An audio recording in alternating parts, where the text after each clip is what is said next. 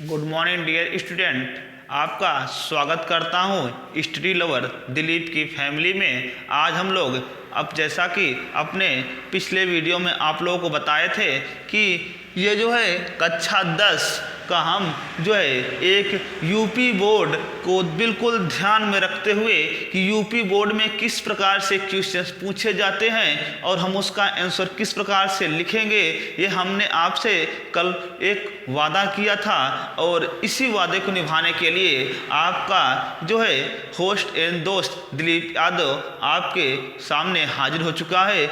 आइए डिस्कस करते हैं। बिल्कुल टारगेट हम ध्यान में रख के चलेंगे, यूपी बोर्ड का क्या पैटर्न है और किस प्रकार से क्वेश्चंस पूछे जाते हैं। तो हम आपको पहले तो बताए थे आपको हम यहाँ पर आपको टारगेट दे करके जाएंगे केमिस्ट्री के बारे में। केमिस्ट्री और बायोलॉजी का हम आपको टारगेट बताया गया था कि किस प्रकार से हम लोग चर्चा करेंगे। यदि हम केमिस्ट्री में बात करें तो केमिस्ट्री का जो पहला चैप्टर है जिसका नाम है रासायनिक अभिक्रियाएं। रासायनिक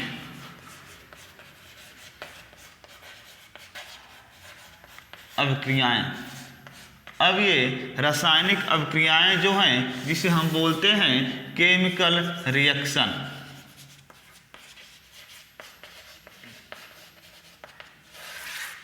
रासायनिक अभिक्रियाएं या केमिकल रिएक्शंस, इनके बारे में हम पूरे चैप्टर की समरी नहीं पढ़ाएं। हम आपको केवल बिल्कुल जैसे एक क्या होता है मट्ठे से मक्खन निकाला जाता है उस प्रकार से हम आपको केवल मक्खन को निकाल करके देंगे और आपको उसको बिल्कुल अच्छी तरीके से समझना है।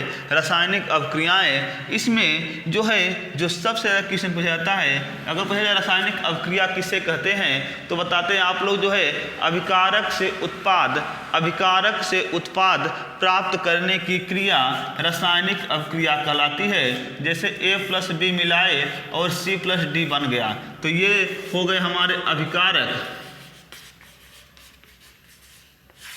और ये हमारा हो गया उत्पाद। तो अभिकारक से उत्पाद बनने की जो क्रिया होती है उसे हम लोग रासायनिक अभिक्रिया कहते हैं। ये सबको पता होगा। हम लोग यहाँ पर रासायनिक अभिक्रिया के केमिकल रिएक्शंस के बारे में चर्चा करेंगे और केमिकल रिएक्शंस में जो सबसे ज़्यादा क्वेश्चंस पूछा जाता है वो है समीकरण को कैसे संतुलित करें।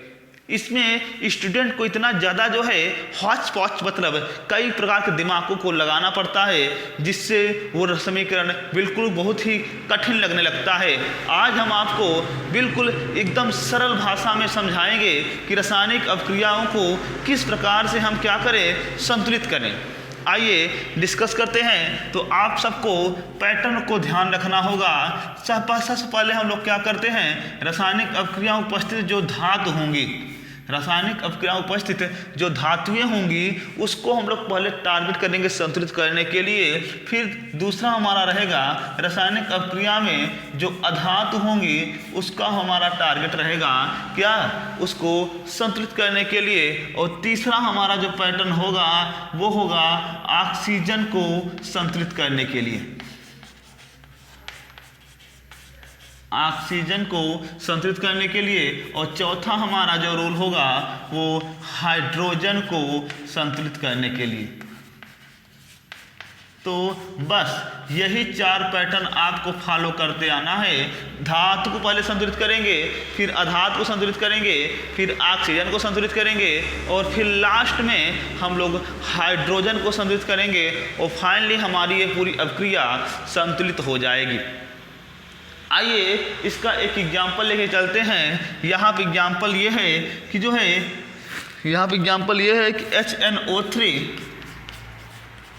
प्लस CaOH का होल ट्वाइस और इस तरफ लिखा हुआ है CaNO3 का होल ट्वाइस प्लस लिखा हुआ है H2O। अब हम इसको कैसे सॉल्व करें, मैटर ये फंस गया कि सर इस अभिक्रिया को हम कैसे संतुलित करें, ये अभिक्रिया मुझसे संतुलित हो ही नहीं पा रही है। तो हम आपको बता दें, पहले हम इस अभिकारक और उत्पाद में धातु को देख करके संतुलित करेंगे। तो आपको पता होगा हाइड्रोजन और ऑक्सीजन को सबसे बाद में संतुलित करेंगे, पहले धातु को टारगेट करेंगे।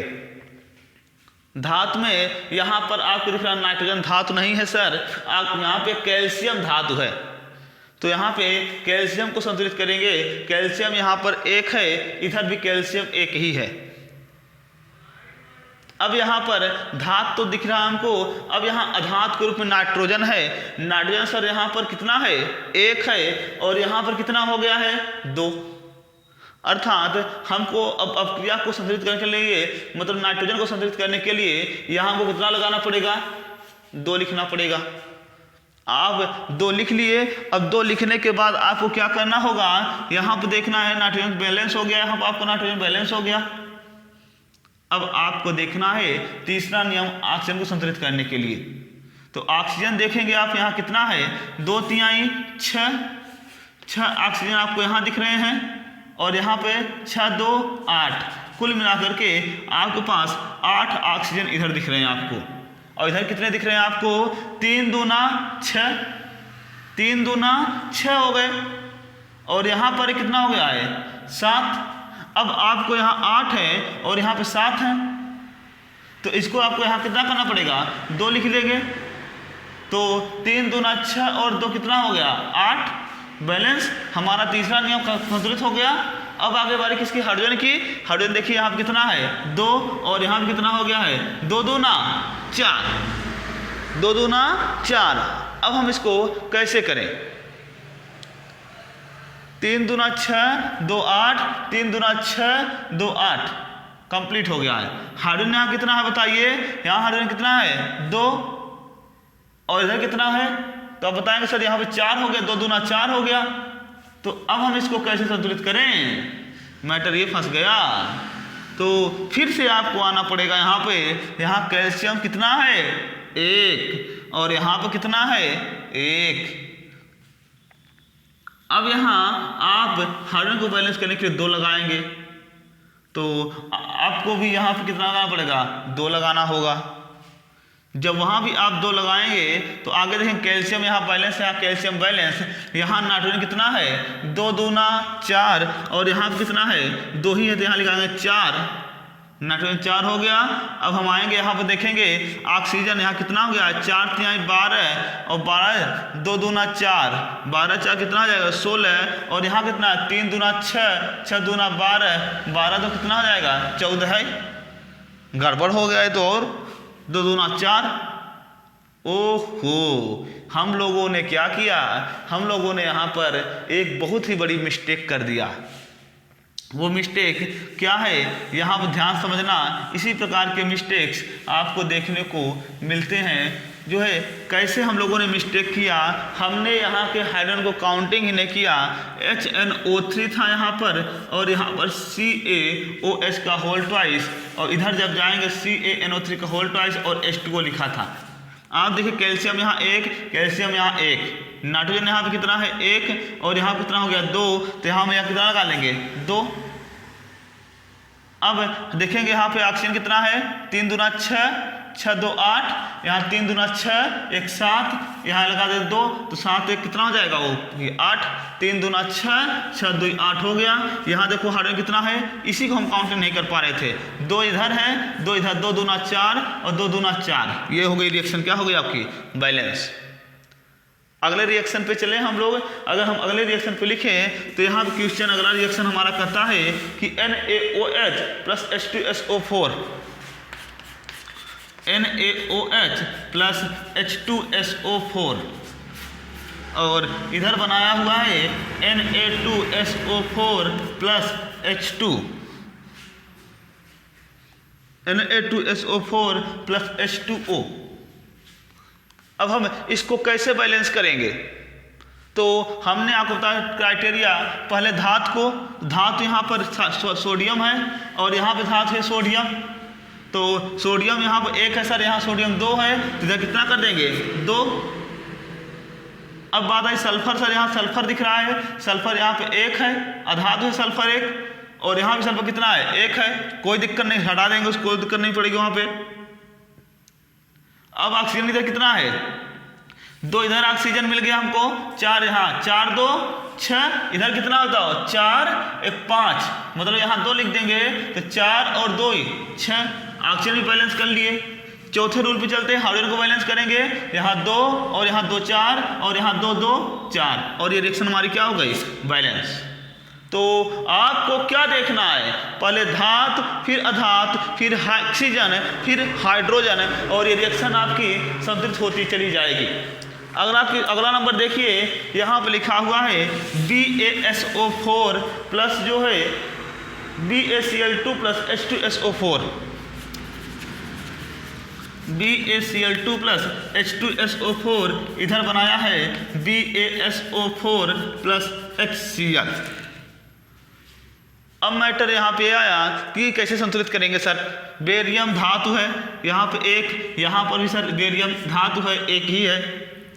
अब यहाँ पर सल्फर यहाँ पे देखिए सर एक है, यहाँ भी एक है। सर क्लोरीन यहाँ 2 है और क्लोरीन यहाँ पे एक ही है, तो यहाँ कितना लगा देंगे 2, 2HCl हो गया। अब हम देखेंगे हाँ सर ऑक्सीजन यहाँ कितना है, यहाँ 4 है सर, यहाँ 4 है। अब यहाँ हाइड्रोजन देखेंगे, यहाँ 2 है और यहाँ हाइड्रोजन कितना है 2। इस प्रकार से रिएक्शन आप क्या हो गई है, ये भी बैलेंस हो गई। अगला नंबर है Fe प्लस H2O और यहाँ Fe3O4, Fe plus H2O Fe3O4 plus H2, ये एग्जाम में आया हुआ क्वेश्चन है आपको बोर्ड एग्जाम में।